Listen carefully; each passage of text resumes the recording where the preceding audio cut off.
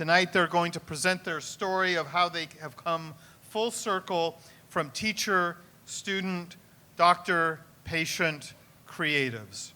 Let's give a big warm welcome to Jann Grimes and Dr. Sara Perez.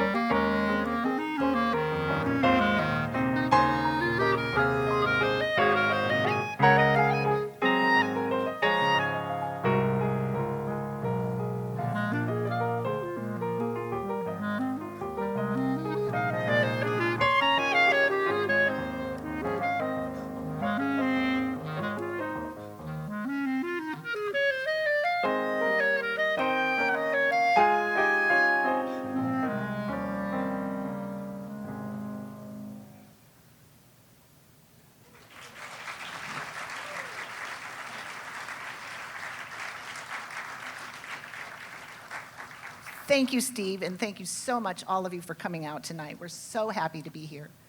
That was Brahms, the second movement from the F minor Sonata for clarinet and piano. And we thought it appropriate to start with that because back in 2004, when we played Sara's senior recital, we also did a piece by Brahms.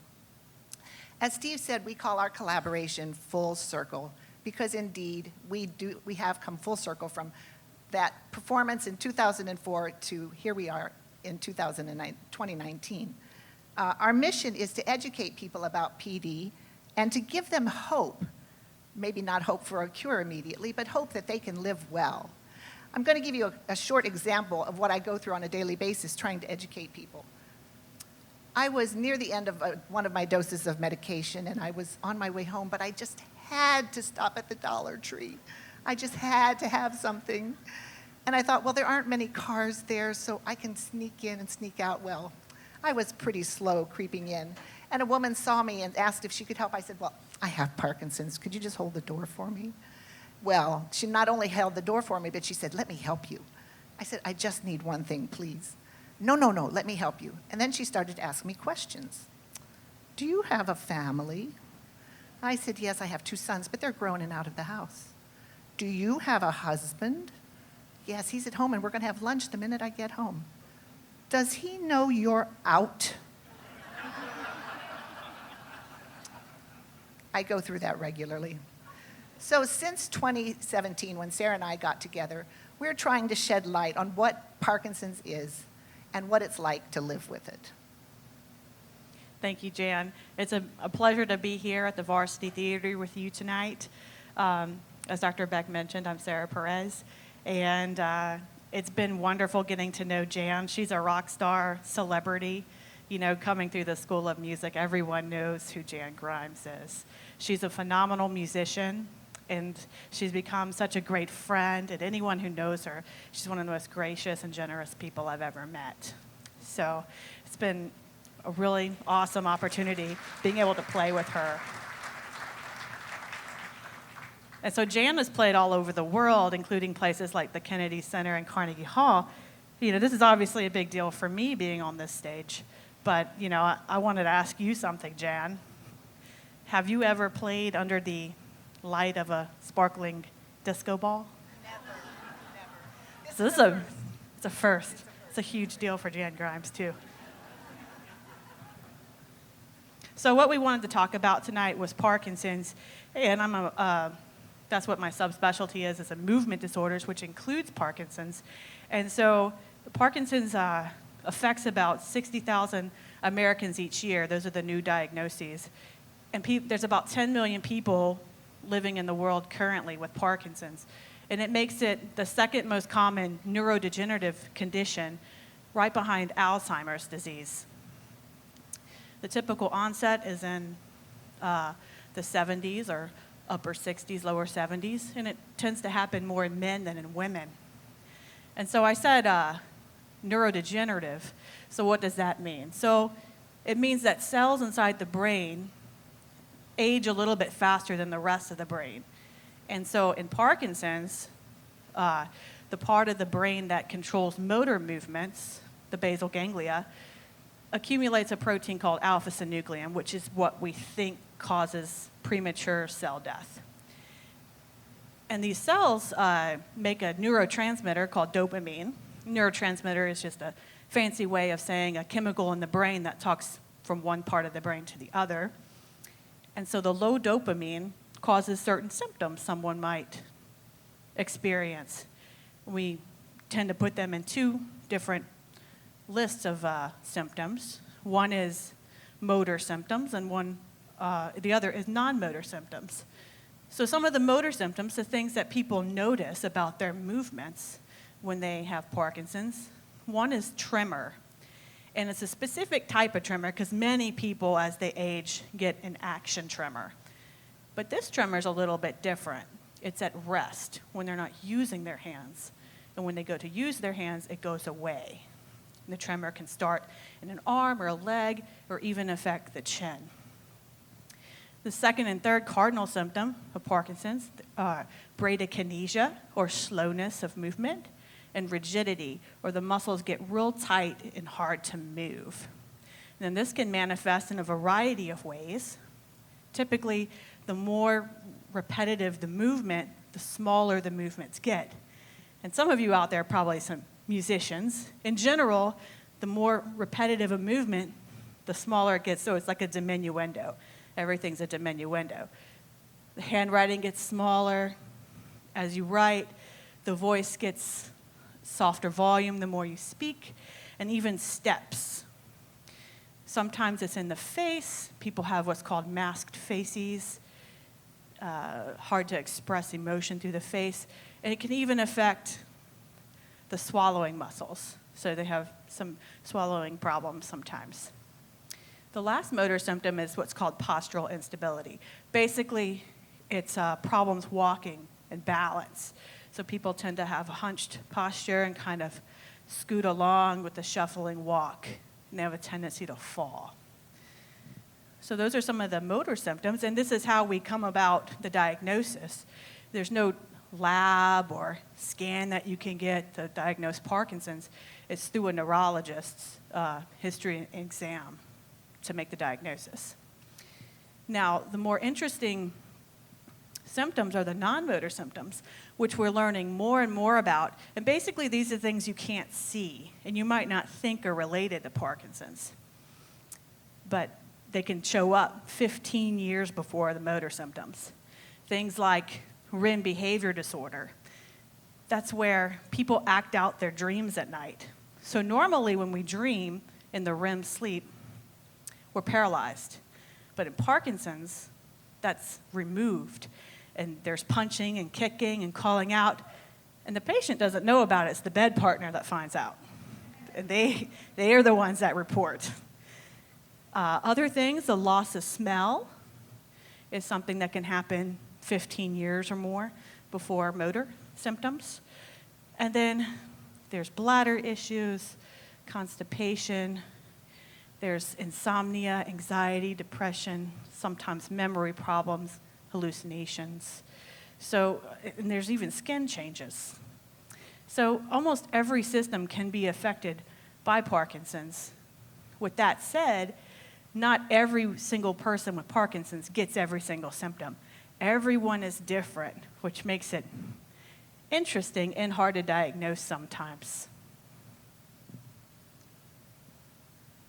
At this time, I want to read a poem to you by a beautiful woman who does also have Parkinson's. She's a political activist, a feminist, obviously a writer. Her name is Robin Morgan, and the poem is No Signs of Struggle. Growing small requires enormity of will. Just sitting still in the doctor's waiting room, watching the future shuffle in and out. Watching it stoop, stare at you while you try not to look. Rare is an exchange, a smile of brief, wry recognition. You are the new kid on the block. Everyone here was you once. You are still learning that growing small requires a largeness of spirit you can't fit into yet. Acceptance of irritating help from those who love you. Giving way and over, but not up. You've swallowed hard the contents of the drink me bottle and felt yourself shrink. Now familiar furniture looms, floors tilt, and doorknobs yield only when wrestled round with both hands. It demands colossal patience, all this growing small. Your diminished sleep at night, your handwriting, your voice, your height. You are more the incredible shrinking woman than the Buddhist mystic, serene, making do with less. Less is not always more. Yet in this emptying space, space glimmers, becomes visible. Here is a place behind the eyes of those accustomed by what some would call diminishment. It is a place of merciless poetry, a gift of presence previously ignored, drowned in the daily clutter. Here, every gesture needs intention, is alive with consciousness. Nothing is automatic. You can spot it in the provocation of a button, an arm poking at a sleeve, a balancing act at a nighttime curb while negotiating the dark. Feats of such modest valor, who would suspect them to be exercises in an intimate, fierce discipline, a metaphysics of being relentlessly aware? Such understated power here in these tottering dancers who exert stupendous effort on tasks most view as insignificant. Such quiet beauty here in these, my soft-voiced, stiff-limbed people. Such resolve masked by each placid face. There is immensity required in growing small, so bent on such unbending grace. And now, as a tribute to all those who have suffered and succumbed with Parkinson's, by the way, we're not calling it a disease anymore. That requires and implies isolation. We're calling it a disorder or a condition that we try to manage and control. And so to all those who have gone before with PD, we're going to play a tribute called Litany, All Souls Rest in Peace, by Schubert.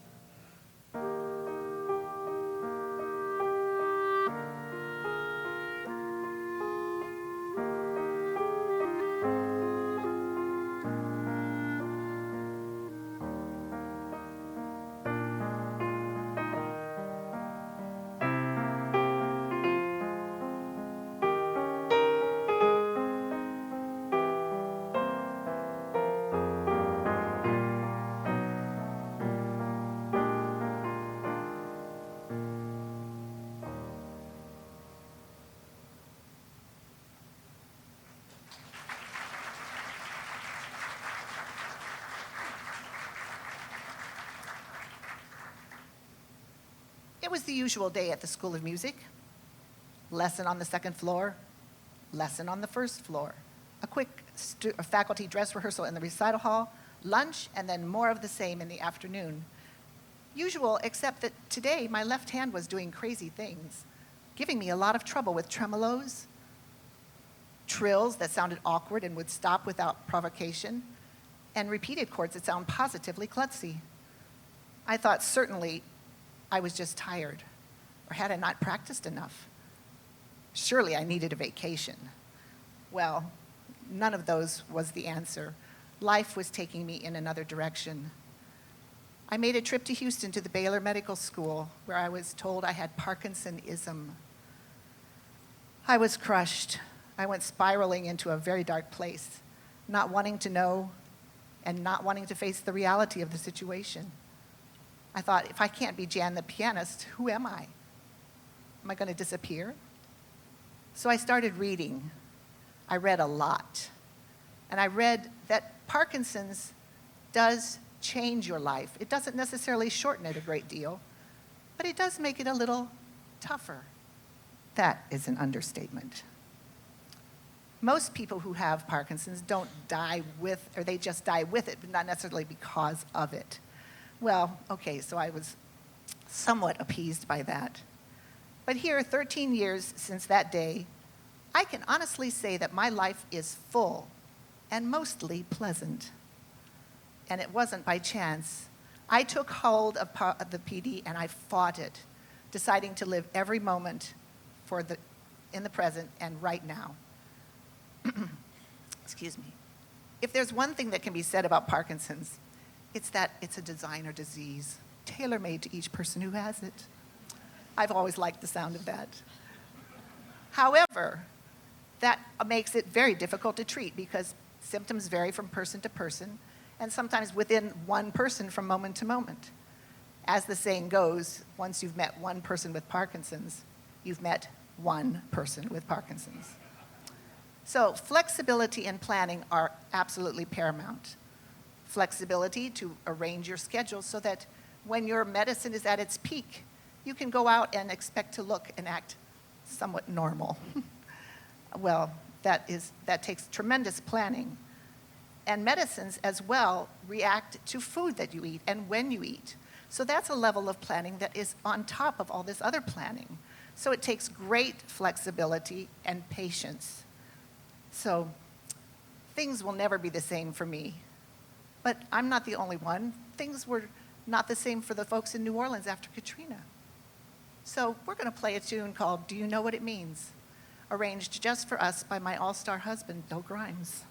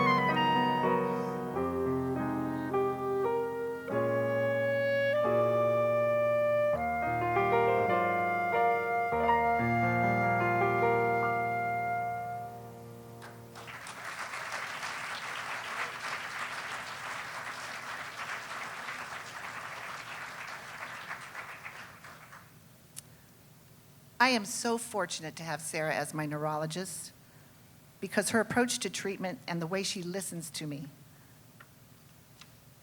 She knows me as more than a case file. And she is compassionate as well as very knowledgeable. And because of our common love for music, she understands the importance of it in its place in my life as well as her own. Through our common love of music and our shared fighting spirit against PD, we have come together to help others who struggle, to assist them in finding their silver lining, or whatever it is that will allow them to live well and in the present. Music is such a powerful element in life, one that has been around for all ages. It's been used to communicate, express feelings, promote healing, just to name a few of its purposes. For me personally, music keeps me connected to a part of my life that is no longer my focus, my raison d'etre. That part is over.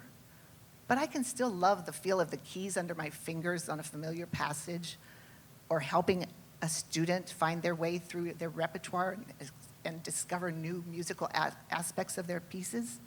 It's very gratifying.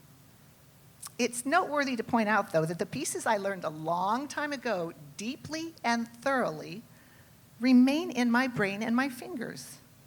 I know where my fingers should go, and my brain tells me where my fingers should go. This gives me pause to question if this quality of playing comes from either the brain or is it just muscle memory. I will say that new pieces are much harder to perfect, and perfection is, of course, the goal, but it's never reached by any of us, really.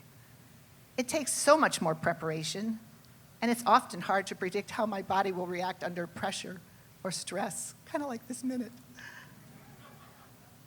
Another cognitive part of this inconvenience, oh yes, there was a foundation once upon a time called the Morrison Foundation, which was specifically created for musicians with Parkinson's. And I remember reading the symptoms that one pianist described, and that was me exactly. But they referred to it as an inconvenience. It's really an inconvenience.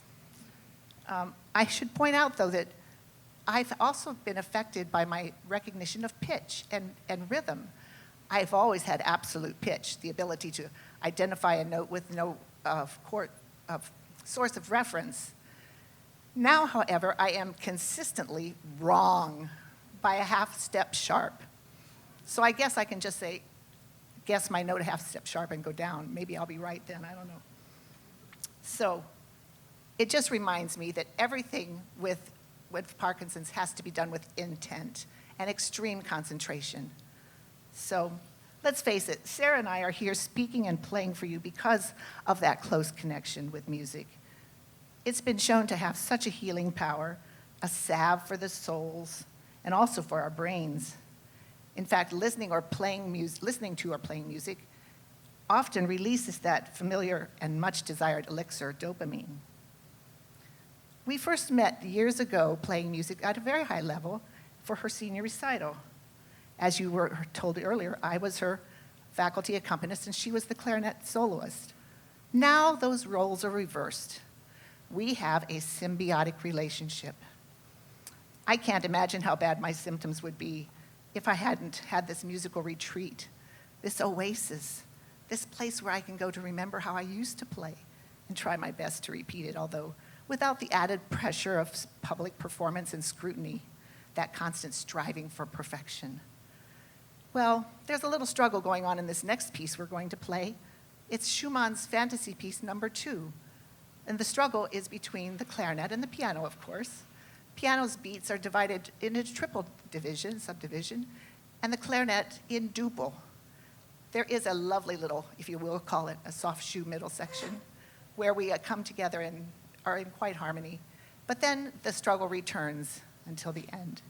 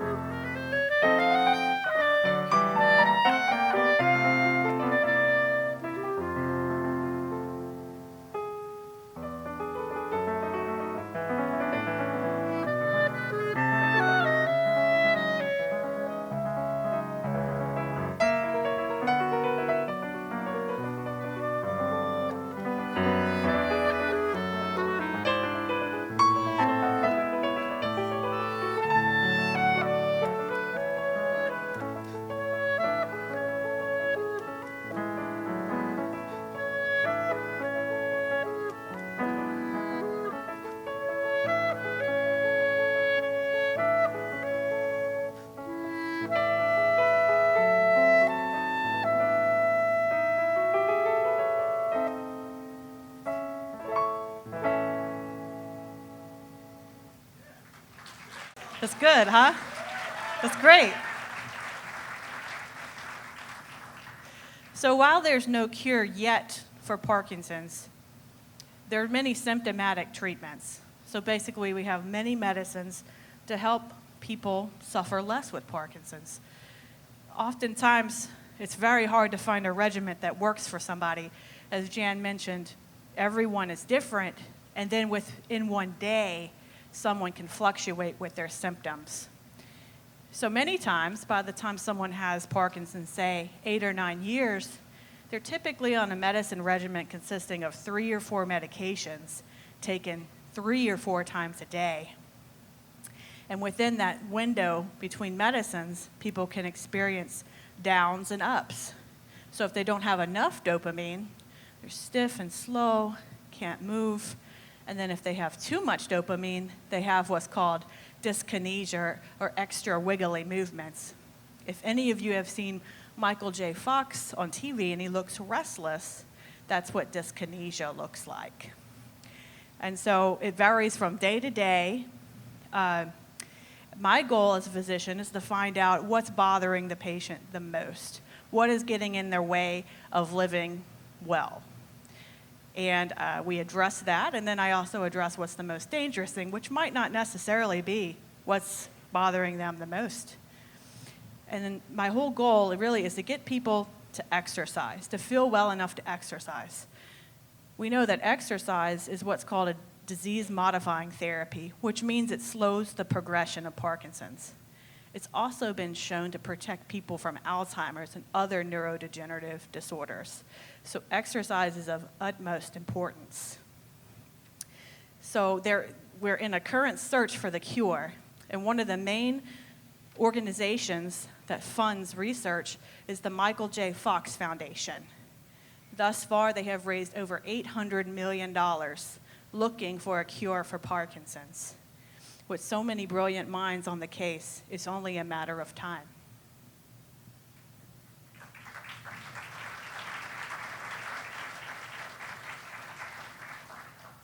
There is another foundation I'd like to make you aware of that is not looking for a cure.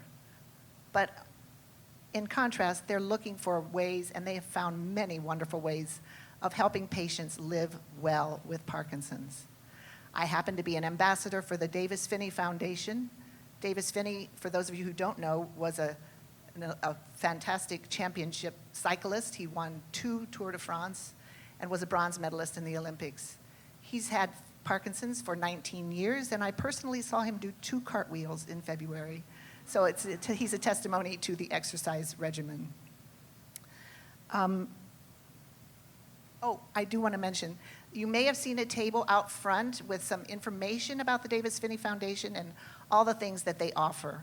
And I do have one little aside for you. Sara mentioned that dyskinesia can be a problem. It's not a problem for me tonight, but I was prepared. This is my silicone sheet.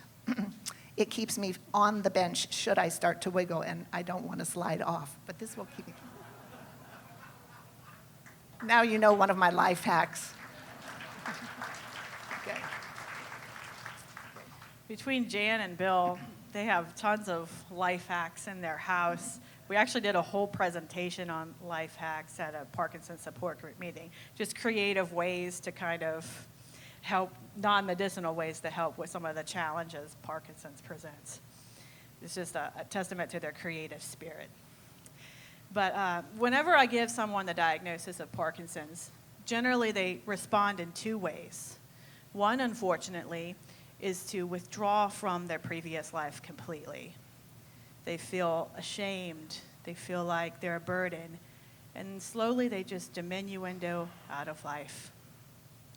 And then there are those who take it in stride, even though every step may be difficult. They move forward. They're not afraid to be transparent.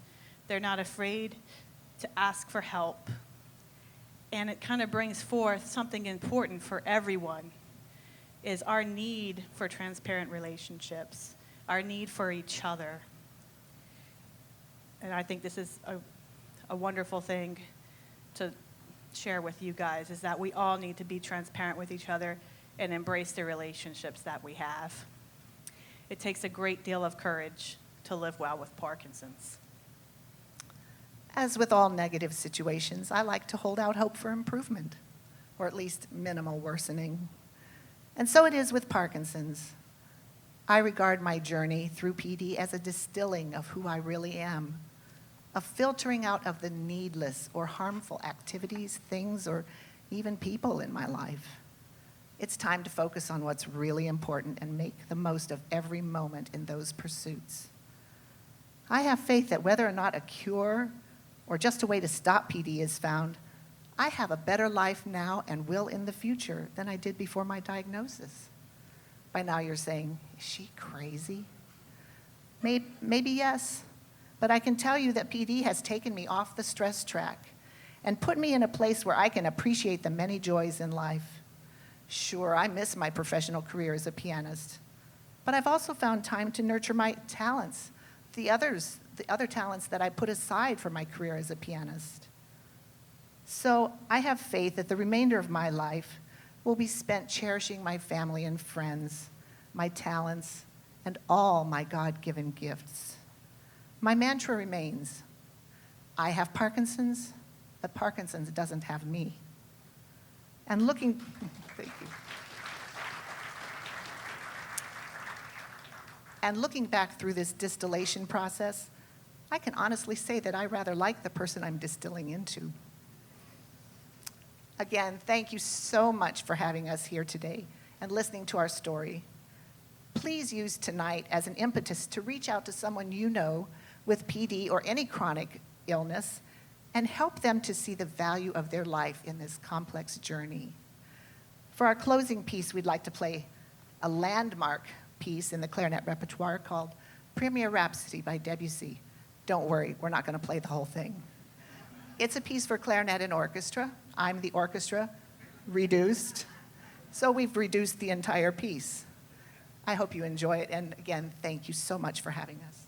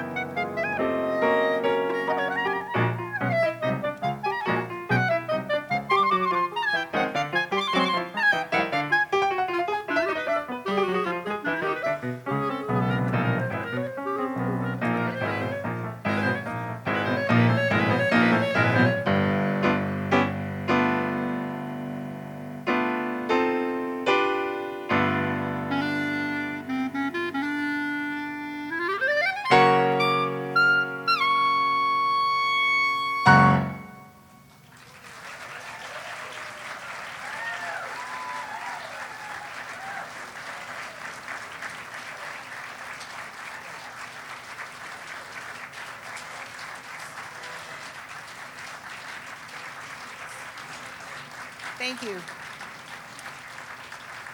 If, It's just water. Bill, I can't hold it. Okay, thank you. Medicine? I think it's medicine from the bar. Man, you should take advantage of that, Jann. I can't. I'm afraid I'll spill it right now. I could use it. So I believe, does anybody have a question or two for us? No questions? Okay.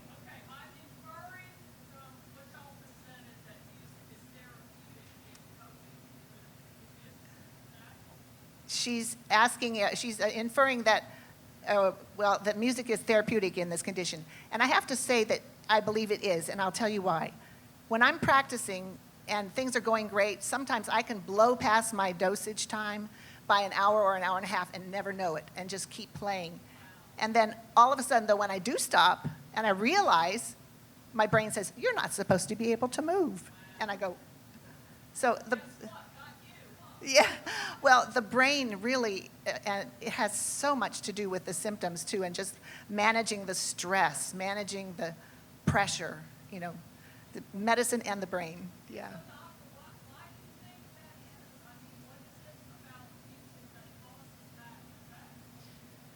So the question is what is it about music that makes the condition seem better? Well, I think it's any creative activity, because Jann is also a seamstress too and sews many things, and she'll get lost in her sewing as well. I know some painters and other musicians, it seems like when they're creating things and tasks that are rewarding to people, you know, dopamine is a signaling and the reward system as well, is that it just releases natural dopamine. So oftentimes, if people are engaged in something that they enjoy doing, they'll often not need their medicines during that time. But as Jann said, as soon as you realize, I didn't take my medicine, it's like you freeze up. And then another point, too, is when people are under extreme stress and anxiety, it doesn't matter how much medicine they're taking. The symptoms will come out. So that brings kind of like the translucency of people with Parkinson's and makes them that much braver, because they can't hide if they're excited or nervous. They can't hide it. There is no hiding. There's no hiding it. And so they have to, you know, you can tell when someone's upset. I have to, about the no hiding part, I have to tell you that I was in the grocery store with my sister-in-law some time ago, and I was behind the basket because that's my security blanket, you know, my walker. And I was doing a little bit of a shuffle, and just as we came around the corner, this elderly couple, the gentleman of which said to me, "Oh, I wish you'd teach me to dance like that." I said, "Sorry, you have to have Parkinson's to do this." He said, "Oh, you're too young for that." I said, "Wish that were true," but, you know, just a sparkle of a educational moment for that. But it was funny. Yes. Oh.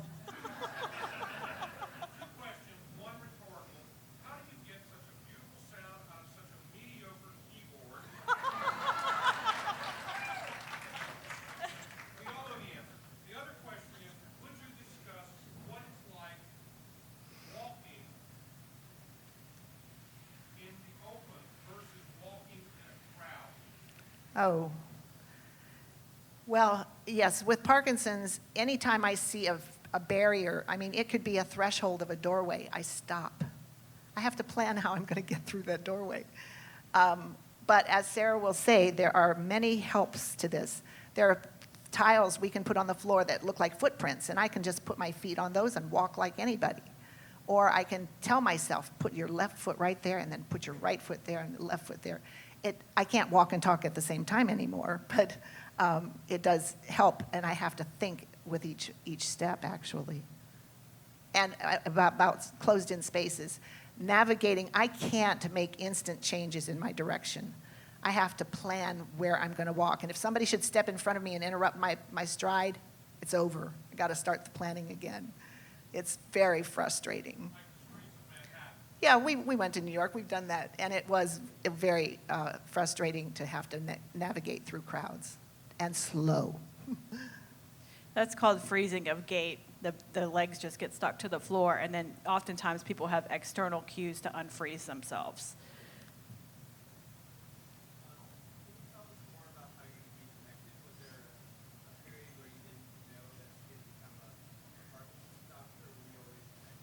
Oh, this is a funny story. So he asked, how do we Oh, reconnect? yes.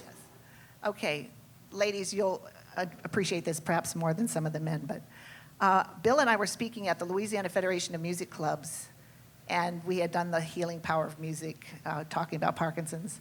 And afterwards, there was one woman I noticed who kept putting herself at the back of the line. She wanted to be the last one to speak to me. And when she finally got to me, she said, "I have to speak to you." I said, "I have to go to the bathroom." So we both went to the bathroom. And she proceeded to say, "You have got to meet my daughter-in-law. You have got to meet my daughter-in-law." So she gave me all her information and everything. Only did it turn out much later that I realized I knew her daughter-in-law and played with her daughter-in-law. And then at the Parkinson's conference at Pennington that August, we actually hooked up. And Sara said, "Would you talk with me? Would you speak with me?" And being the somewhat naive person, I said, "I think I'm speaking with you right now." And she said, no, I mean go and speak and play music together. So we've been doing that since August of 2017.